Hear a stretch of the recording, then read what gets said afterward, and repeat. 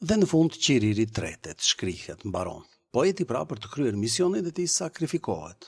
Po avdes, kur më shihni që jam tretur, mos pandehni se kam vdekur. Tretja fizike, pra harxhimi i materialit të qiririt, nuk është vdekje, zhdukje, ikje.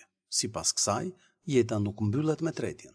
Materiali fizik, dylli, është tretur, është harxhuar për të bërë dritë, për të shndëruar në dritë në material shpirtëror.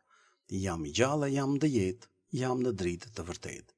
Këto vargje japin mësimirisht ndërimin e qenies poetike në saj të vetflijimit, nga fizike të zakonshme njerëzore, në diçka tjetër më të lartë, në dritë të vërtetë.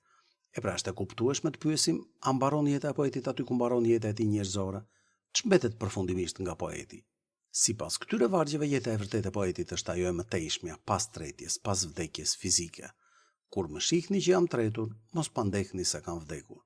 Ç'mbetet pas tretjes është gjëja më e rëndësishme, është arritja e qëllimit, drita e vërtetë. Jam në dritë të vërtetë, sepse ajo ç'mbetet më tej janë mësimet e tij, dituria, urtësia, dashuria, humanizmi, që me anë të fjalës të tij, me anë të poezisë, i përcolli dhe rojnë tek të tjerët.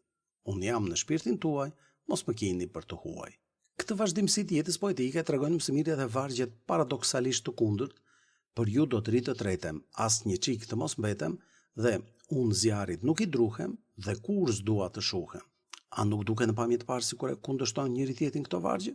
Tretja deri në fund, as një çik të mos mbetem, e përjashton vazhdimin e djegjes dhe kur s'dua të shuhem apo jo, ose njëra ose tjetra. Por e vërteta është që flaka e cila e tretja atë, do të vazhdoj të digjet në shpirtrat e të tjerëve. Unë jam në shpirtit tuaj, ku poeti e mbolli atë në formën e dashurisë, njerëzisë, urtësisë, humanizmit.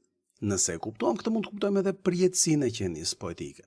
Domethënë poeti është i pavdekshëm jo se jeton 1000 vjet, ai do të tretet, as një çik s'do të mbetet. Por se vepra e tij vazhdon të jetojë edhe pas tij, në mendjet, në zemrat e të tjerëve, pa u shuar kurrë.